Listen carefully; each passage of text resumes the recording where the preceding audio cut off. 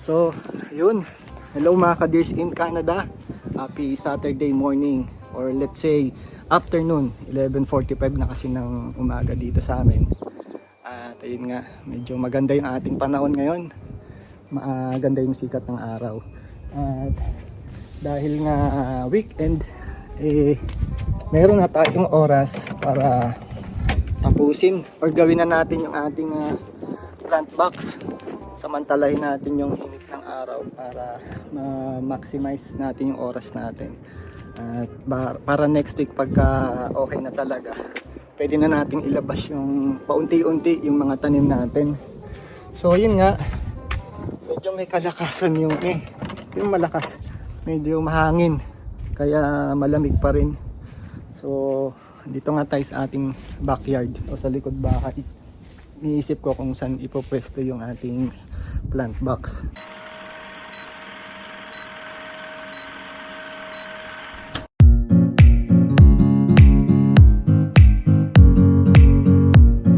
So ayun nga mga guys, andito tayo ngayon sa Canadian Tire at bibili tayo ng dagdag na lupa tsaka compost para dun sa ginagawa nating garden. So ang gagamitin lang natin sa pagbili nito is yung ating rewards points, kasi dito sa Canadian Tire meron silang credit card Kapag ginagamit mo yung credit card, nag-earn ka ng points. So nakarami na tayo ng points, kaya yung points natin yung gagamitin natin na pambayad dito sa bibili nating lupa. So dito ko nga naisip, or dito ko na lang talaga ilalagay o pwesto yung ating plant box. Hindi ko siya gagawing bulky kasi maliit lang naman tong bakura namin dito sa likod. Yung sakto lang, para naman hindi magmukhang masikip. Yan, kasi siyempre pagka kapag summer na talaga, may mga kaibigan din tayo na siyempre madalas pupunta dito. Pwede tayo may space pa tayo sa pagbabarbecue. Good morning. Yan yung ating deer, kagigising lang. So ito nga mga guys, yung nahingi kong retaso na kahoy sa kumpanya. Medyo maganda pa to. Hindi nga lang siya treated, pero okay lang kaysa bibili pa tayo. Total pang plant box lang naman. So yan nga, yan yung ating i-utilize na gamitin para maging plant box. So yun, magsusukat muna ako at umpisa na natin to.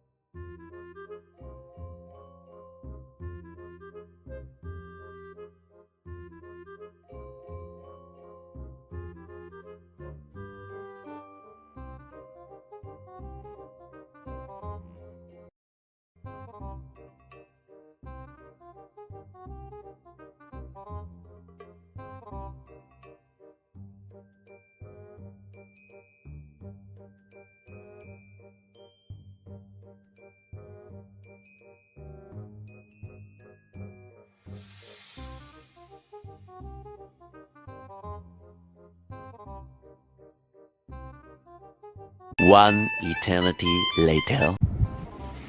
At ayun nga mga guys, after ng ilang oras na ating pagkakarpintero, ay natapos na rin natin itong simpleng plant box natin. Ayoko din kasing gawing bulky o yung medyo mataas at pangit tignan. Gusto ko nagbe-blend lang yung yung plant box dun sa mismong grass. So parang ginawa lang natin ng separation yung grass tsaka yung mga tanim natin. So ito naman yung nabili natin kanina sa Canadian Tire. Bali apat na bag. 2 organic, isang compost. Tatlong organic pala yan, tsaka isang natural. So yun, pag mimix-mixin lang natin, tapos okay na. At yun, di na rin ako nag-spend pa ng pera pambili pa ng extrang kahoy. Pinagdugtong-dugtong na lang natin yan.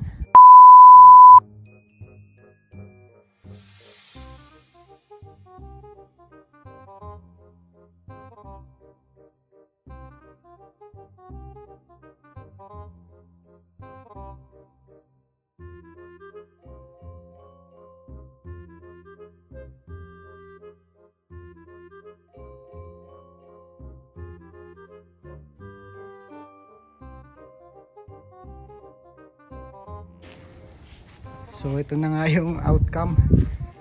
At nailagay na natin itong mga binili nating organic tsaka compost. Nga lang kulang pa. Kasi nung nilevel natin, medyo inangat natin ng mataas dito. Hindi kasi to pantay nakakantilado to pababa. Papunta dito sa sa back alley. Medyo mataas dito sa area na to. Mababa dito kaya nung nilevel natin, umangat siya ng mataas. Kaya siguro magdadagdag na lang tayo kapag nakatingin tayo ng sale. Kasi kanina may dalawa dito na organic na lupa. Butas lang yung lalagyan. Nakasale na siya ng $3. Pero yung original price niya $6. So ganun. Hanap tayo ng mga ganun mga sale. At least biro nyo, butas lang naman yung supot mura na, binenta na nila ng mura. So yun pa yung pupunuin natin, at least sin level ng kahoy. Actually itong kahoy na to is 2x4, so parang 4 inches pa yabulin ko doon. So yung sukat nito is parang 6x2 lang. So yun nga, tutuhanan yan si Mrs. Ganyan lang gusto niya, simple. So, yun, tapos na tayo. Babasa-basahin na lang natin muna siguro to para gumanda.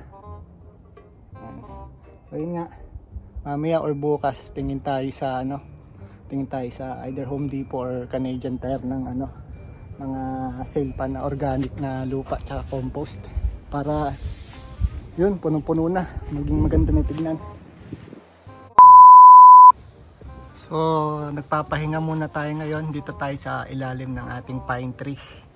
At habang pinagmamasdan natin itong ginawa natin, medyo yan, napasaya naman natin si Mrs. At tinatansya ko din kung ilang bag pa ng soil o ng lupa yung kailangan natin bilhin para dito. Ayan. Siguro mga 2 bag pa na tag 25 kilos. Makita nyo naman yung inangat. Ayan, taas. So, yun nga, hindi na rin tayo gumamit or bumili pa ng extrang kahoy. Pinagdugtong-dugtong na lang natin. Total taniman lang naman ng halaman. So, yun nga, may kape tayo dito sa gilid habang nagpapahinga. Medyo mahangin, presko. Kaya medyo nakakasabik tong summer. Kasi first summer namin dito sa bahay. Nung lumipat kasi kami, naghahati na yung fall tsaka winter. Hindi tayo naka-experience ng ganito. So, ibang-iba yung feeling na meron ka ng sariling space na ginagalawan.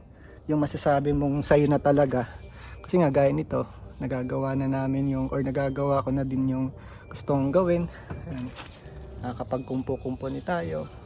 Kasi syempre kapag ka nag-rente, may mga bagay kang ikino-consider. Hindi naman sa yung space na yon, kaya gustuhin mo man, limitado. Unlike na ito nga, may sarili na tayong lugar, nakakadagdag inspirasyon ba na magpatuloy lang sa laban ng buhay.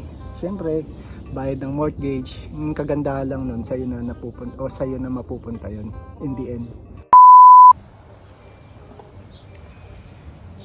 So yun nga, habang nagpapahinga tayo, meron akong imamarites sa inyo. Bali kasi kagabi, meron tayong sinamahan ko yung kaibigan ko na ihatid yung kaibigan niya sa airport. At alanganing oras kasi, kaya ako lang yung medyo na-contact niya nung mga oras na yon. So yun nga, lakas ng hangin, lamig. So ayun nga, habang bumabiyahe kami papuntang airport, nakapagkwentuhan kahit saglit. Medyo nakakalungkot lang marinig yung kwento ng kaibigan niya na yon, kasi nga, bali ganito kasi yung nangyari. Temporary workers sila na nagpunta dito. Bali batch sila galing Kuwait. So hindi ko nababanggitin dito yung fast food chain na pinagtatrabuhan nila dito sa Calgary. Syempre bawal at baka hindi appropriate na banggitin pa. So yun nga, nagtatrabaho siya dito sa isang sikat actually na fast food chain. At galing sila sa Kuwait. Galing siya sa Kuwait. Bali batch sila nagpunta dito. 7 sila kasama yung kanyang best friend. So yung best friend niya worst enemy niya na ngayon, kasi ito nga yung kwento nila at bakit sila naging worst enemy, at kung bakit siya uuwi nga ng Pilipinas. Kasi nga doon sa fast food chain na pinagtatrabahoan nila ngayon, almost mahigit 2 years na nagtatrabaho.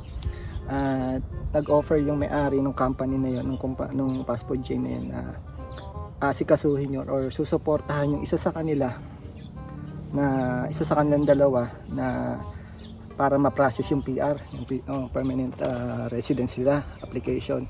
Itong kaibigan ko, bali pamilyadong tao to, may isang anak at asawa sa Pilipinas, tapos yung best friend niya single, baga bukod sa sarili wala nang ibang responsibilidad at single nga.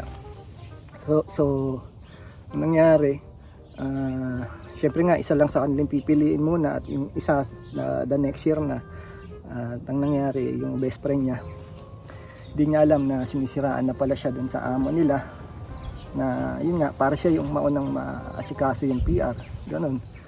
At kung ano-ano yung mga pinagkukwento na alam mo yun, para mapasama siya, at yun, hindi siya maunang i-process yung application. At sa makatuwid nga, para makaiwas na lang sa gulo, mas pinili nitong hinatid namin kagabi na umuwi na lang ng Pilipinas.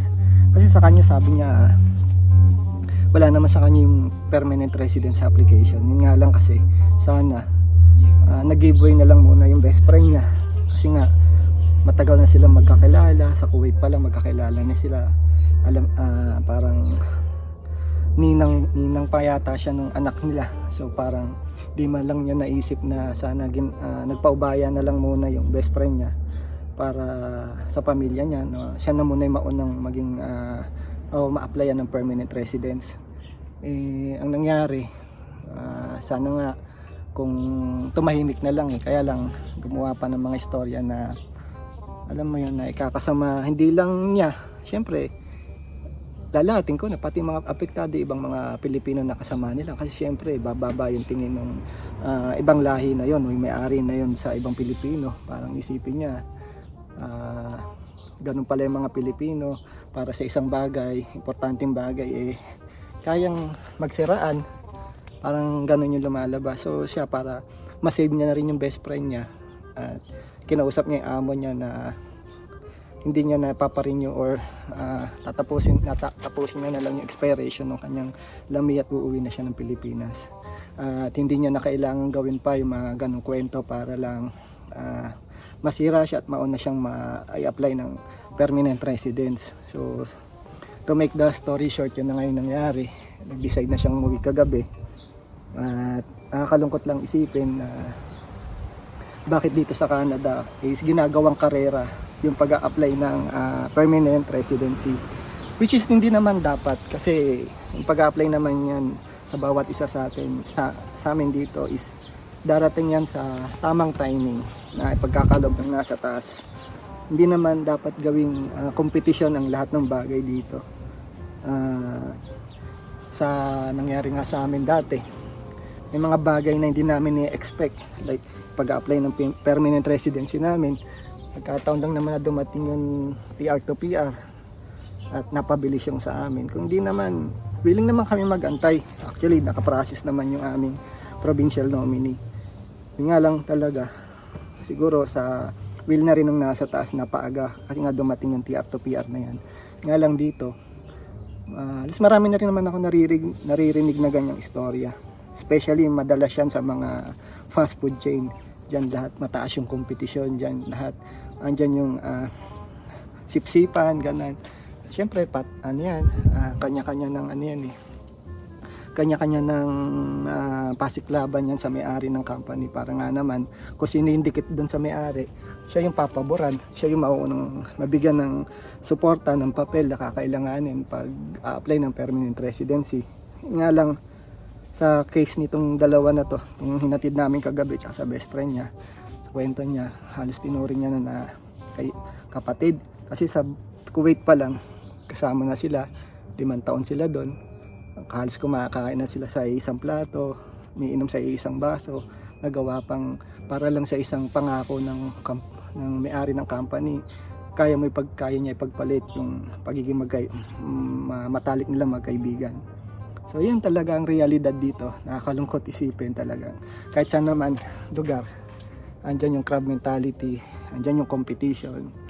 Ang hirap pumili ng magiging kaibigan mo dito, ng totoong kaibigan mo dito especially dito sa Canada. Lalo na may mga ganyang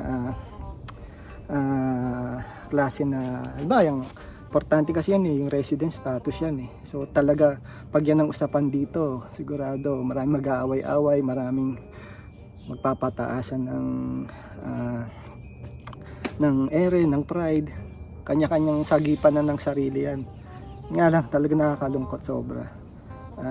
Mabuti na lang at kami dito ni Mrs., yung iba naming kaibigan, tagpo kami talaga ng totoong pamilya simula nang dumating kami dito. Yung turing sa amin talagang bahagi ng pamilya nila. Wala sa kanila yung parang nagtataguan ng mga informasyon, walang kompetisyon na laging inuuna. Ang nangyayari pa nga, ina-advisean kami ng tamang gawin yung mga hindi nila nagawa na dapat ginawa nila, o yung mga pagkakamali nila dati sinasabi nila sa amin para hindi na namin magagawa. Ilang tao na lang siguro ang makikilala mo dito especially dito sa Canada. Lalo ngayon, pahirap na ng pahirap yung sitwasyon dito, yung pag-a-apply ng residency, ng permanent residency, pahirap na ng pahirap, yung nililimitahan na yung pagpasok ng mga temporary workers. So iba talaga, ang gagawin yan, kapit na lang sa patalim, kung sino na lang makasurvive, para lang may survive nila yung sarili nila. Parang hahamakin na lang lahat, wala nang iisipin. So yun, ang hirap lang talaga na marinig yung mga ganong istorya sa kapwa natin mga Pilipino. Sanay na kami yan, sa Middle East pa lang marami na talagang ganyan, kaya parang nakakapanibago lang kasi ultimo pala kahit dito na nasa first world country may ganyan pa rin mga klaseng pag-uugali na dala ng mga Pilipino. So ayun nga mga guys, at papahinga na muna tayo sa loob, magluluto tayo ng ating pananghalian. Medyo late na rin, parang past 1 na yata kanina nung tinignan ko, at magluto muna ako ng aming tanghalian. Paano mga guys? At see you na lang ulit sa susunod na vlog natin. At yun, sa mga bago pa dito sa ating channel, paki-like naman, share at subscribe. At dun sa mga dati na nating subscriber, maraming salamat sa pagsupport at panonood nyo ng ating mga video. At huwag nyo kakalimutan laging hit ang ating notification bell para pag may bago tayong upload gaya nito is ma-notify kayo ni YouTube. So yun, paano mga guys, see you to the next one. God bless.